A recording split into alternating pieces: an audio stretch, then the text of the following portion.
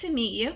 My name is Noor Ali Sawi, and I hope that you are all having a wonderful, wonderful day so far.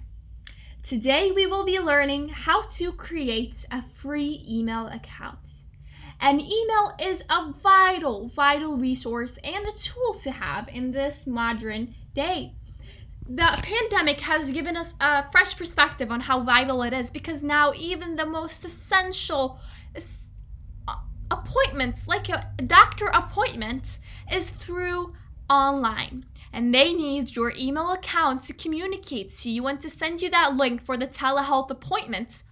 So having an email account is vital for hospitals to communicate to you, for your loved ones to communicate to you, and many other official interactions. Today we will be creating a Google account, also known as a Gmail account. It is just the most simple account to make, but you can always create a Yahoo account, an iCloud, an Outlook. It's completely up to you, but today I'll be learning a Gmail account. I have a MacBook, so I use Safari to go to the web browser. But always remember that you can use your own computer with Chrome or Internet Explorer. It does the same thing. When I first go to Safari, I enter google.com. So as you can see, it's google.com. And I press enter. Once I'm there, I Google, which is a search engine. I search create Gmail account. Once I press that, I go to the third link. So not the first two, which are just support. I go to the third one. Once I press the third link, I am here. And then you start by filling your first name. So let's say my name is Noor. My last name is Jackson.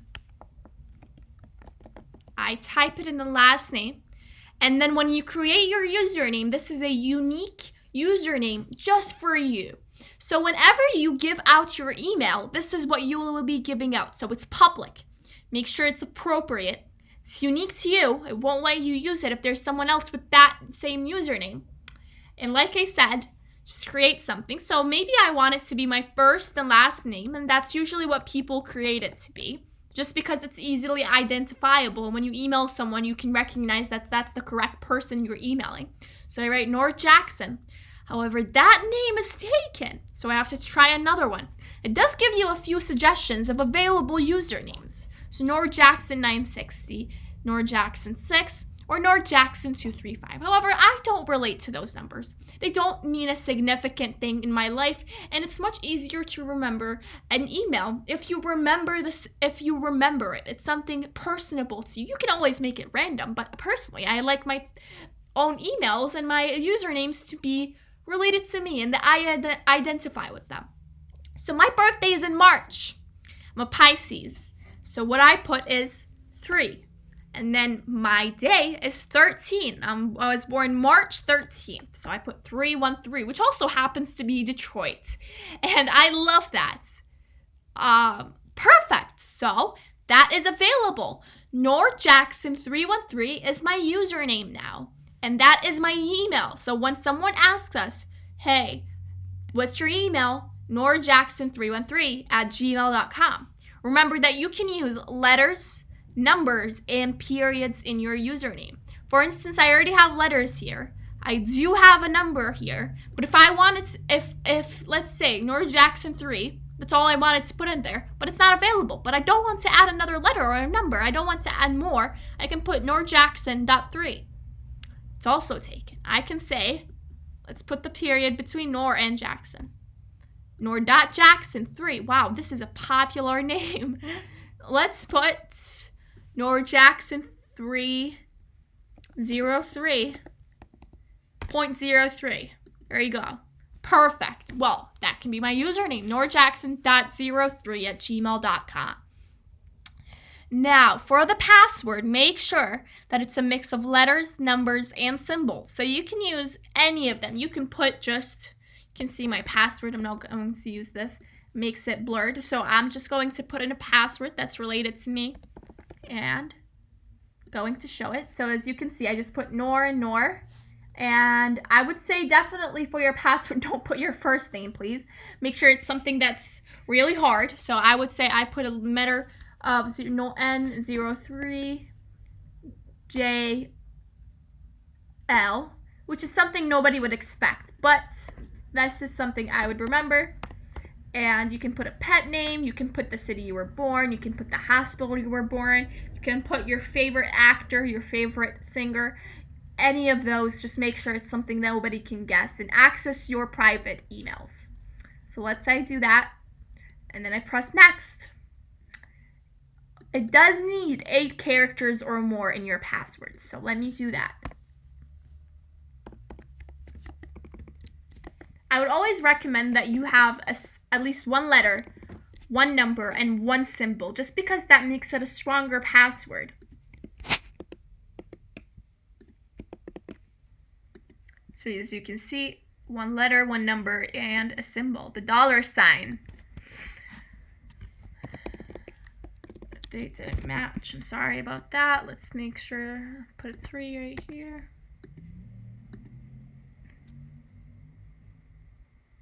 Perfect. Now on to the next. So it's optional. You don't have to do it. You can do it, but you don't have to. You can add your phone number. So if you have a phone number, you can add it right here. So it's easier. It's for your account security. It won't be visible for anyone. It's just for you in case you ever forget the password for your email and you need to access it. And this would be a great way because they can just text you the password, which is pretty amazing. And then I don't want to put my phone number personally, so I'm just going to put a recovery email address. So if you have another email, or you can put the email of your son or daughter, or the email of your brother, or someone else, or a parent, you can just put it right here in case you ever forget the password. They'll just send a code to that email, and you put in that code here, and you can create a new password. So I'm just going to put my real email. Just my... And then I was born March 13. I already told you all. 2001. I'm only 19. And then I'm a female. You just put your gender rather than say, or you can put your own gender, custom it. And then you put your birthday. The birthday is really nice because when it is your birthday, it sends you an email of happy birthday. It's really cute. And then you scroll down in the screen of the privacy and terms. You can give them a read if you have some time. It's just some rules and it's just stuff that you won't ever really use in your life. Then you press I agree. You have to. And then continues to the next screen. And we wait. It's loading. Beautiful, beautiful, beautiful. So I have a Google account. How amazing this is. I have my own email. Welcome Noor Jackson, and then this is my picture. It's just N. And then if I need to access my email, I can instantly access it. I can use this email now to give it to anyone, and I will receive their email. So in order to access it, you go up to the top right corner. You see those number of Google apps. You press it, and then you press Gmail. So when you made this, you created a YouTube account, you created a Gmail account, you created a Drive where you can put your photo pictures in there. You created a Maps account, a calendar account. It's quite amazing and how interdisciplinary and useful it can be. Then you press Gmail, and here you are with your own email. Let's see if I have one. Wow, look at that. And this is your inbox. On the left side, you have, if you want to compose a new email, you just press compose. Got it.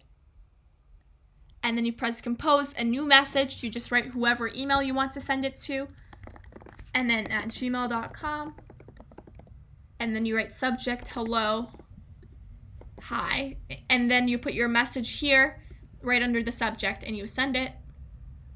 And there you go. It's sent. This is an active email now. And now for your inbox, which is right here, if you want to go press sent and see your sent email, as we can see, we already sent one.